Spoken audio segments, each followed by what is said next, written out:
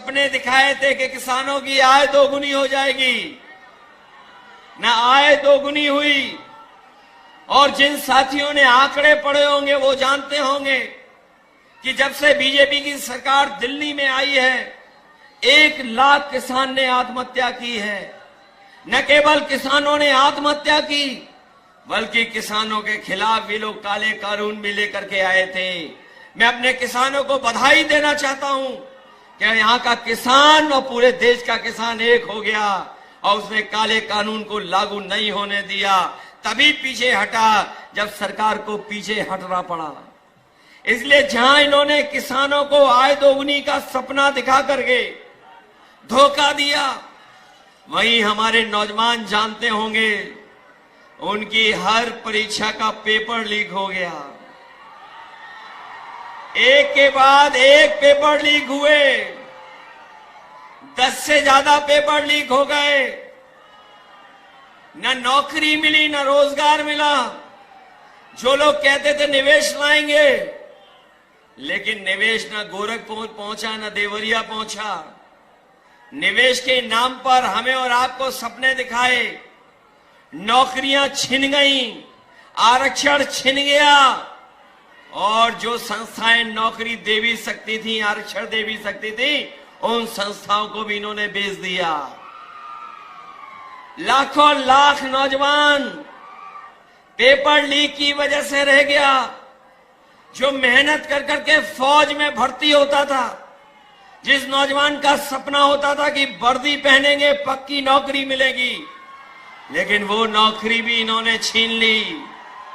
India गठबंधन ने तय किया है कि न केवल सरकारी नौकरियां दी जाएंगी, आरक्षण के तहत आपको हक और सम्मान मिलेगा और अग्निवीर व्यवस्था हमेशा हमेशा के लिए खत्म हो जाएगी। महंगाई बढ़ा दी, बताओ महंगाई कहां पहुंचा दी। जो चीजें महंगी हुई वो हम और आप जानते हैं। चाहे जो भी जरूरत की चीज हो सब महंगी हो गई। डीजल, पेट्रोल, खाद, डीएपी सब महंगा हो गया। और सीमा यहां तक ये बीजेपी के लोग लांग गए कि इन्होंने खाद की बोरी से भी चोरी शुरू कर दी। बताओ खाद की बोरी से चोरी हुई कि नहीं हुई? पहले 5 किलो हुई, फिर 5 किलो हुई। बताओ 10 किलो चोरी हो गई कि नहीं हो गई?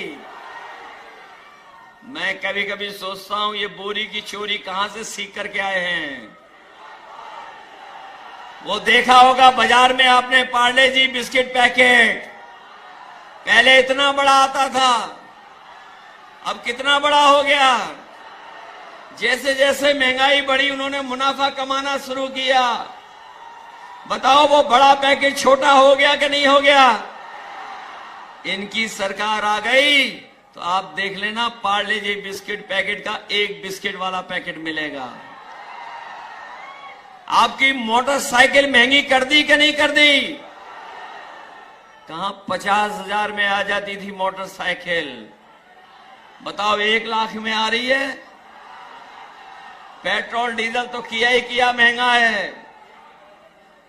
और यही नहीं, जब 2022 में ने वोट चाहिए था तो बताओ राशन में क्या क्या दे रहे थे आपको? राशन में रिफाइंड तेल दे रहे थे, नमक दे रहे थे, दाल दे रहे थे। आज मात्रा कम हो गई, राशन में पता नहीं क्या दे रहे हैं। भरपेट गरीब खाना नहीं खा सकता है। इसलिए समाजवादी पार्टी और कांग्रेस पार्टी ने भी तय किया है कि सरकार बनेगी 4 जून के बाद तो राशन की मात्रा बढ़ेगी, गुणवत्ता बेहतर होगी, पैकेट का आटा और डाटा भी फ्री देने का काम होगा। इसलिए मदद करो सब लोग। मदद करोगे आप लोग? बताओ परिवर्तन की हवा चल रही कि नहीं चल रही है? देवरिया वालों हवा चला रहे हो कि नहीं चला रहे हो? ये पूर्वांचल के लोग हैं, इस बार रुकने वाले नहीं हैं।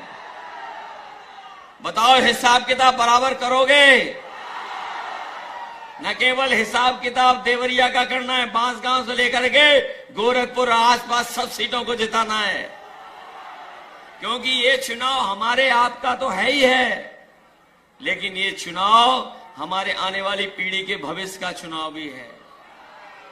जहां हमारी भविष्य की पीढ़ी का चुनाव है, वहीं संविधान बचाने का चुनाव है कि नहीं है? संविधान बचाओगे आप लोग? ये संविधान वही है जो हमें आपको सम्मान दिलाता है, हमें आपको हक दिलाता, अधिकार दिलाता है। यही संविधान हमारी संजीवनी है। मैं अपनी बात को कहता हुआ खत्म करता हूं कि रोटी, कपड़ा और मकान, लेकिन सबसे पहले हमें बचाना है संविधान। इसलिए मदद करिए। मुझे पूरा भरोसा है कि इस बार सदर प्रसाद जी ऐतिहासिक वोटों से जीत करके जाएंगे। जिताओगे आप लोग? ऐसा तो नहीं है बूथ पे जाने के लिए घबरा जाओ आप लोग। बीजेपी वाले रोके तो रुक तो नहीं जाओगे? एक क्रांतिकारी धरती वाले लोग हैं, ये रुकने वाले नहीं हैं। ये आपको डराएं तो डरोगे तो नहीं? ये कुछ लालच दें बूथ के दिन तो कुछ करोगे तो नहीं? ये घालमेल करें तो बच के रहोगे? तो इसलिए बूथ पर तैयारी कर करके वोट डालना।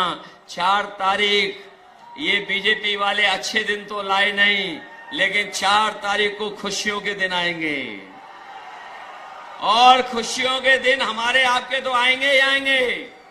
इन हमारे प्रेस वालों के लिए आजादी का दिन होगा, सुनहरा दिन होगा, फ्रीडम ऑफ प्रेस भी होगा। न केवल सरकार बदलने जा रही है, मित्र मंडली बदलने जा रही है। मित्र मंडली तो बदलेगी बदलेगी, मंत्रिमंडल भी बदलेगा और मीडिया बंडल भी बदलेगा 4 तारीख को। जो सुनाते रहे मन की बात, अब होगी संविधान की बात। इन्हीं शब्दों के साथ आप सबका बहुत बहुत धन्यवाद और बहुत बहुत